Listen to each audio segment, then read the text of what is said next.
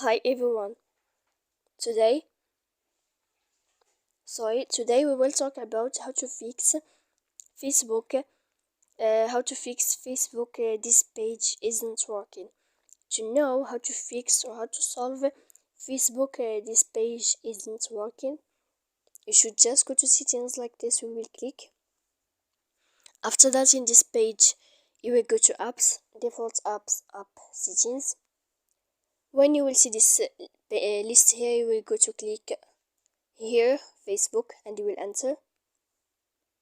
Then in this page you will go to click force stop. When you will end this, you will enter to storage. After that, in this page you will click clear cache, and then you will go to click clear data, and then you can turn off your Wi-Fi. So please don't forget to support us by like and subscribe. See you next time.